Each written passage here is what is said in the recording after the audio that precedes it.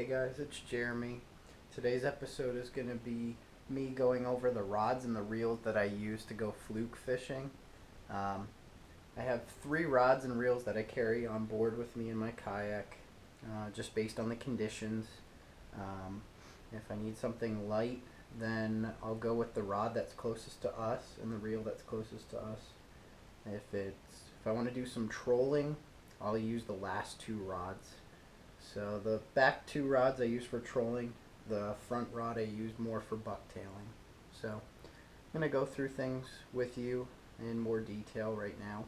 If you see any dogs running around, they're our special guest of the day.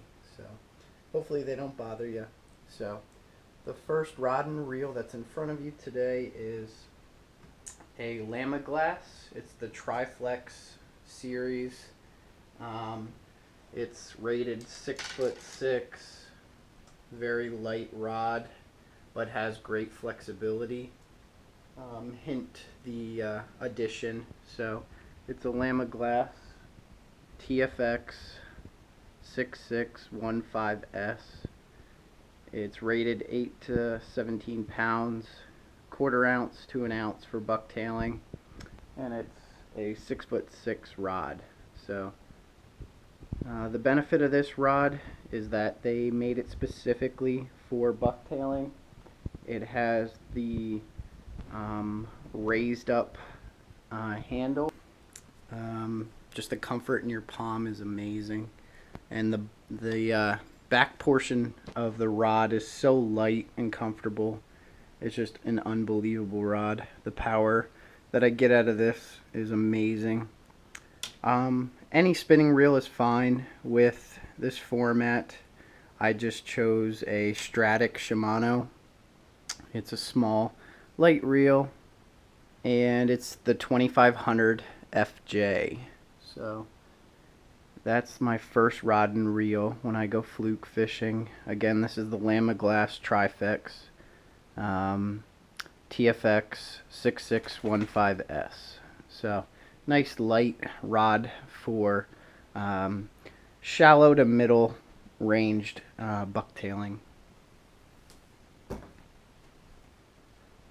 The second rod and reel combo that I have is what John Skinner uses for his bucktailing. I told you he was an inspiration to me, so I followed his pattern with this rod and reel. This is the Tsunami Classic Series. It's a 7-foot medium, 10 to 20 pound line, and it's a quarter ounce to an ounce bucktail. This has a bigger backbone than the previous rod, so you could easily put 2, 3, 4 ounces on this rod if needed, and it will support it with no problems whatsoever. It's a thick backbone rod.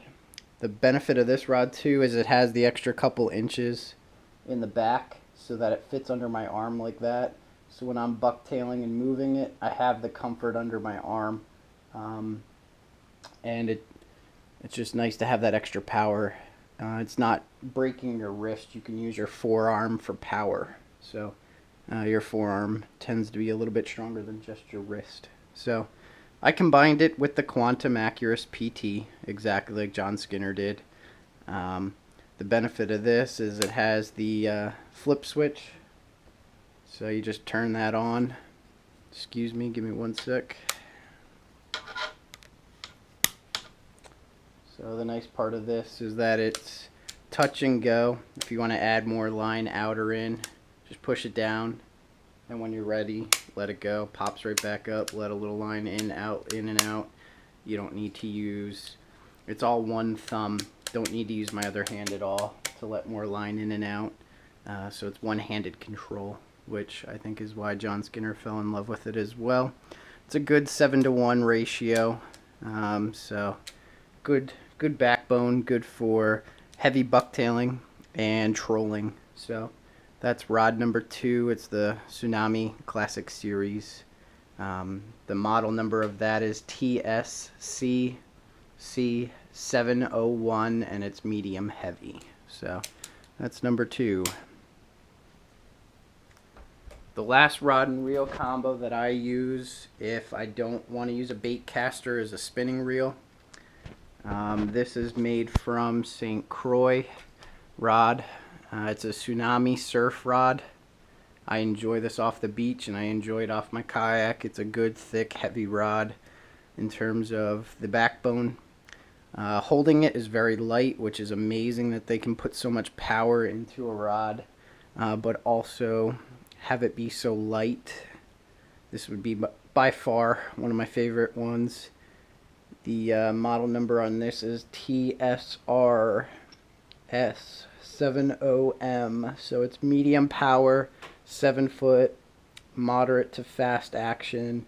It's a nice graphite reel, 8 to 17 pound line, quarter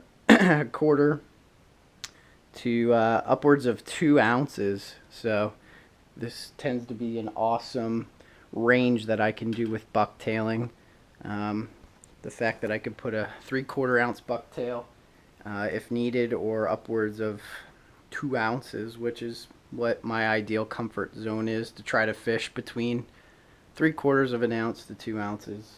The ideal spot would be 1 if possible, but sometimes with the current you gotta go with the flow, so to speak. So I have this combination if needed. Again, this is a good 7 foot rod and has the same exact benefits, going underneath the forearm for ultimate power. Nice bottom, good support. Combine this one with the Penn Spin Fisher 5. It's the 4500 series, so it's a little bit smaller of a reel, which fits my profile of a spinning reel. I don't want a real bulky, heavy spinning reel on this night light graphite rod. So it's a 5-to-1 bearings ratio. The housing unit on the outside and the inside does a great job of keeping salt water out of the reel, which is amazing. The only thing that they recommend is not to reel underwater, but in general the outer housing unit keeps the interior very safe. So I thoroughly enjoy this reel. One of the other benefits that this reel has is once you flip the bail open, the bail can rotate and stay really well, which I enjoy. It takes a lot of good force for the bail to actually shut, which is awesome, so that when you're casting, it stays open for you. You don't really have to worry about it being too sensitive and snapping on you when you're trying to cast.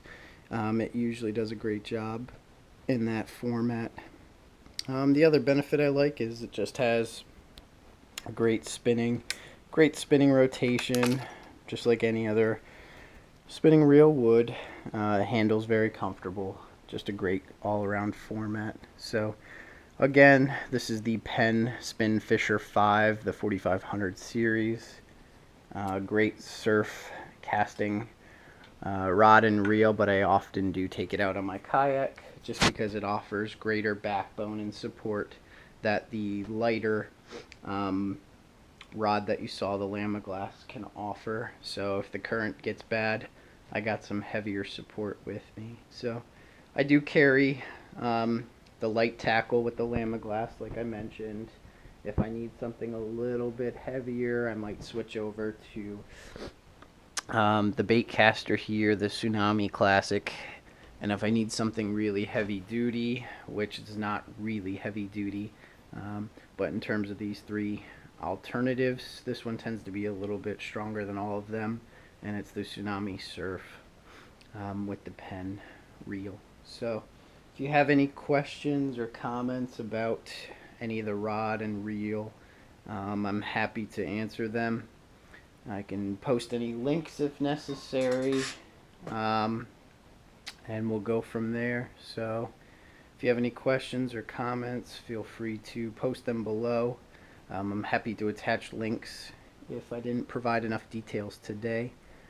Thank you for watching. Feel free to subscribe and like, and I'll get back to you as soon as possible. So thanks for watching today, guys.